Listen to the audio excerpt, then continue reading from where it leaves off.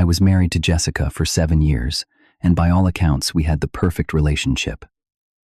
We traveled together, built a beautiful home in Seattle, and our friends often commented on how lucky we were.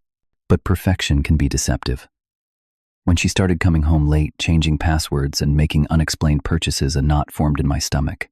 I always considered myself someone who hopes for the best, but prepares for the worst. The day I found that hotel receipt was when I knew my preparation would be put to the test. If you are watching this, drop a comment below, letting me know where you are tuning in from, and hit that like and subscribe button if you have ever had that gut feeling something was wrong in your relationship. I am Dawson, a 34-year-old software developer. Jessica and I met at a tech conference in Portland, fell in love quickly, and were married within 18 months. We bought a 3-bedroom house in a quiet Seattle neighborhood with a view of Mount Rainier on clear days. Our routine was comfortable. Weekday mornings meant coffee together before work. Weekends were for hiking or visiting friends, and we hosted dinner parties that our social circle looked forward to. For years, I thought we were living the dream. The first signs that something was off started about 8 months ago. Jessica works at a marketing agency, and her position as account manager meant occasional late nights, especially during campaign launches. But suddenly, those late nights became 2 or 3 times weekly. At first, I thought nothing of it. Her company had landed several new clients, so it made sense that she was busier. Then came the password change on her phone. We had always known each other's passwords, not because we snooped, but because it was convenient. One evening, I needed to make a call when my phone was dead.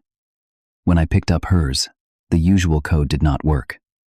Later, she claimed she changed it for security reasons after a company briefing about data protection. It seemed reasonable at the time. Our physical intimacy began to wane, too. Jessica started going to bed after I was already asleep and waking up before my alarm. When we did have intimate moments, they felt mechanical, like she was going through motions rather than connecting with me. Then, there were the unexplained purchases. New clothing that she never seemed to wear at home, higher than usual credit card bills at restaurants I had never heard of, and weekend work retreats that her company supposedly organized. I started questioning myself. Was I being paranoid? Had I done something to push her away? I tried talking to Jessica about the distance I felt growing between us. Each time she dismissed my concerns, attributing everything to work stress and claiming I was being insecure. During a dinner party we hosted, my friends Thomas and Alicia noticed something too. Later, Thomas texted me, "Is everything okay with you guys?" Jessica seemed distracted all night, and I saw her texting under the table constantly. It was validating to know I was not imagining things, but it also intensified my fears. The turning point came when I was sorting through mail and found a receipt for a downtown hotel from a weekend when Jessica had claimed to be visiting her sister in Portland. My heart sank as I stared at the paper, the dates matching exactly with her supposed sister visit. Instead of confronting her immediately, I decided to look deeper. I began checking our credit card statements more carefully and discovered recurring charges at an upscale restaurant near her office, always on Wednesdays or Fridays, never on days we dined out together. Jessica had also developed a new habit of taking phone calls on our balcony or locking herself in the bathroom, something she had never done before. One morning, while Jessica was in the shower, a text notification appeared on her phone on the nightstand. The preview showed a message from someone saved as Brian Work that read, "Missing you already. Lunch at our spot today." It was the confirmation I had been dreading but somehow expecting. Rather than confront her with just this evidence, I decided to know exactly what I was dealing with.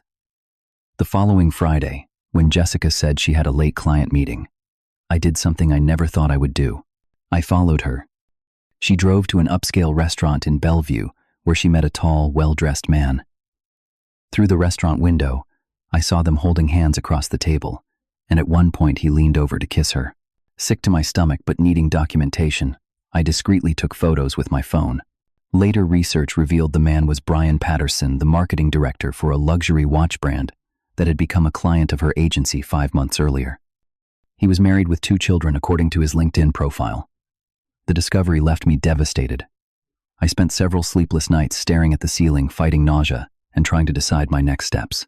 The hardest part was maintaining normal behavior around Jessica, while my world was imploding. After the initial shock subsided, one thing became clear. I needed to be strategic rather than reactive. With confirmation of Jessica's infidelity, I entered a phase of methodical preparation. My first step was consulting with divorce attorney Sarah Williams, recommended by a colleague who had gone through a similar situation.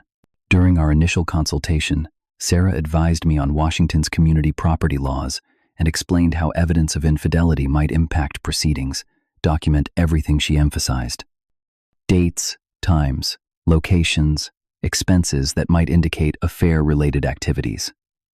Washington is a no-fault state, but evidence of financial waste on an affair partner can sometimes influence asset division. Following her advice, I created a detailed spreadsheet of our marital assets, accounts, properties, and debts. I photographed valuable items in our home and collected documentation for our investments. I also gathered the evidence of the affair, organizing hotel receipts, restaurant charges, screenshots of suspicious texts I had seen, and the photos from the restaurant. Financial preparation became my next priority. Jessica and I maintained joint checking and savings accounts, plus individual retirement accounts. With Sarah's guidance, I opened new individual bank accounts at a different institution and transferred exactly half of our joint savings. This was legal, as married couples have equal rights to joint assets, and it protected me from the possibility of Jessica emptying the accounts if she suspected I knew about the affair. Do not touch her retirement accounts or inheritance money, Sarah warned. Those can be considered separate property, and moving them could create legal complications. I updated beneficiaries on my life insurance policy and 401k, changing them from Jessica to my sister temporarily. I also gathered all important personal documents, birth certificate, passport, family heirlooms, and irreplaceable photos, securing them in a safety deposit box Jessica did not know about. Building an emotional support system became crucial for maintaining my sanity. I confided in my closest friends, Thomas and Alicia, swearing them to secrecy. Their home became my refuge on particularly difficult days, when pretending everything was normal became too overwhelming. You can stay with us whenever you need to, Thomas offered. For a night or however long this takes to resolve. I also began seeing Dr. Marcus, a therapist, specializing in betrayal trauma. Our weekly sessions helped me process my emotions and prepare mentally for the confrontation I knew was coming. You are handling this with remarkable clarity, Dr. Marcus noted during one session. Many people in your situation act impulsively out of pain and end up complicating their situation further. While these preparations were underway, I discovered more about the affair through careful observation and occasional checks of our shared computer history that Jessica had forgotten to clear. Emails between her and Brian revealed they had been meeting regularly for at least 5 months. They had taken 2 weekend trips together, one disguised as her sister visit and another as a work conference. Brian had apparently told his wife he was on business trips during these weekends. More painfully, I found messages where Jessica had shared intimate details about our marriage with Brian, often portraying me as emotionally distant and career-obsessed, neither of which reflected reality. They had even begun discussing their future, together with vague plans about Jessica eventually leaving me. The most shocking discovery came 3 weeks into my investigation. In an email exchange, they discussed an upcoming business trip to New York, where they would both be attending a marketing conference. Brian wrote, "After we get back, you need to tell Dawson. I have already consulted with a divorce attorney about my situation with Laura. We cannot keep living double lives." Jessica had replied, "I know. I will tell him after we return. I just need to figure out the financial logistics first. He has no idea about us, so it will be completely unexpected." Reading those words, seeing how they had planned to blindside me, something shifted inside me. My pain transformed into resolve. They thought I was oblivious, that they controlled the timeline, that they would dictate the terms of my life's upheaval. Their assumption of my ignorance became my advantage. I decided to let them continue believing I suspected nothing. While I completed my preparations, I created a detailed exit strategy with timeline and contingencies. 1. Finish documenting all assets and evidence. 2. Secure temporary housing options. 3. Prepare a moving plan for essential belongings. 4. Draft separation boundaries and expectations. 5. File initial divorce paperwork with Sarah. 6. Confront Jessica only when every preparation was complete. Each night, lying next to the woman who planned to leave me, I rehearsed potential confrontation scenarios. Doctor, Marcus helped me practice responses to likely reactions from Jessica's potential denial, to anger, to manipulation attempts. We worked on maintaining calm and setting clear boundaries. The person who remains centered in chaos holds the power, Dr. Marcus reminded me. Your preparation gives you that center. As the date of their New York trip approached, my preparations accelerated. I found a furnished apartment available for immediate move-in if needed.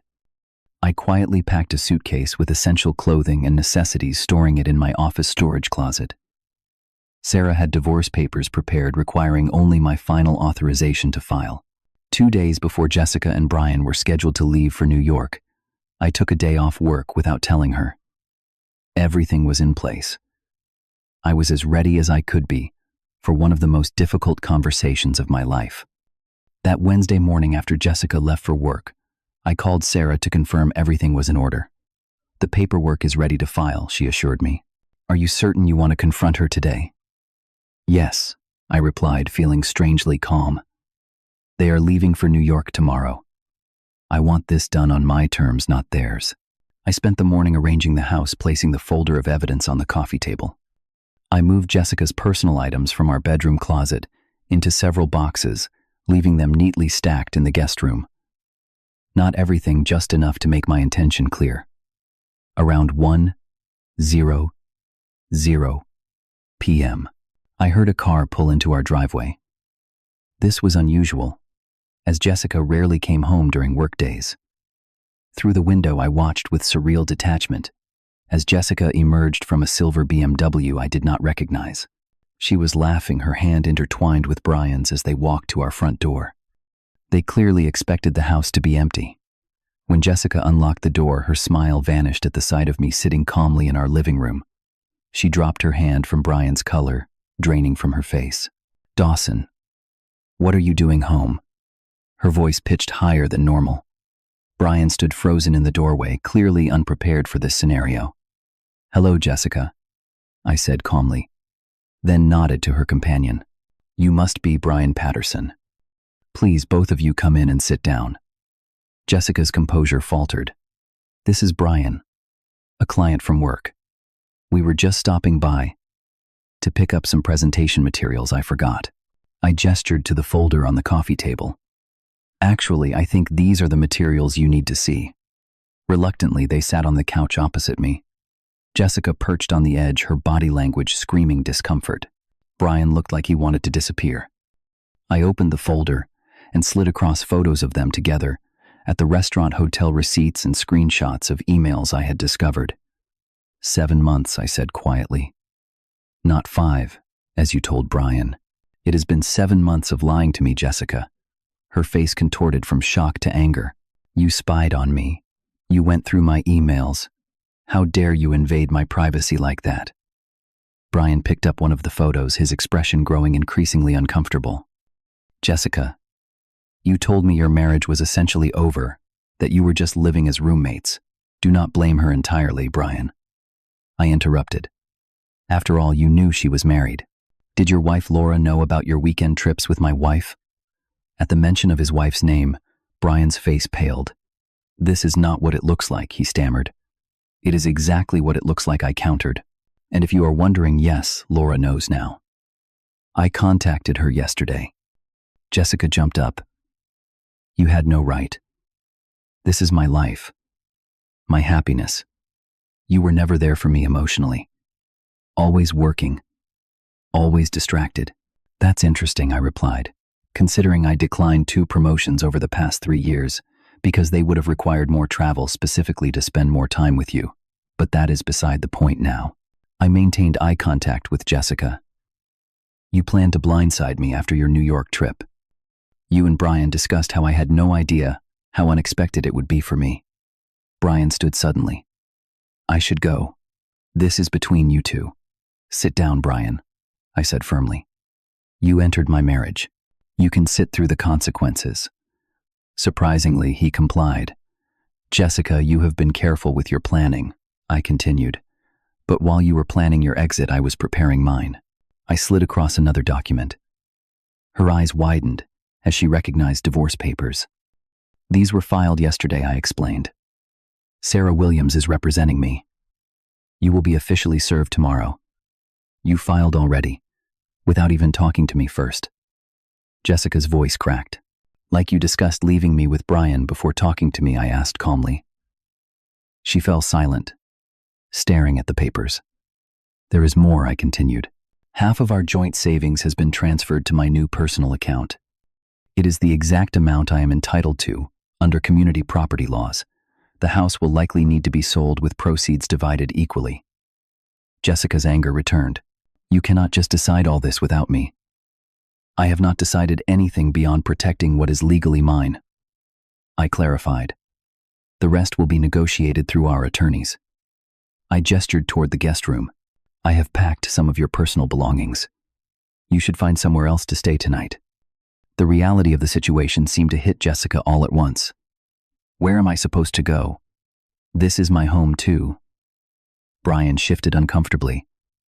Jessica, maybe we should leave and discuss this later when things are calmer. His phone buzzed insistently in his pocket. He glanced at it, grimaced, and silenced it. Laura keeps calling. He muttered. She has questions, I imagine. I said, just as I did when I discovered you were sleeping with my wife. Jessica turned to Brian. We need to stick together on this. We talked about this happening eventually. Brian stood again, not meeting her eyes. I need to go home and deal with my family. Laura is threatening to take the kids to her mother's. I cannot lose my children over this. Jessica's expression transformed into disbelief. Are you serious right now?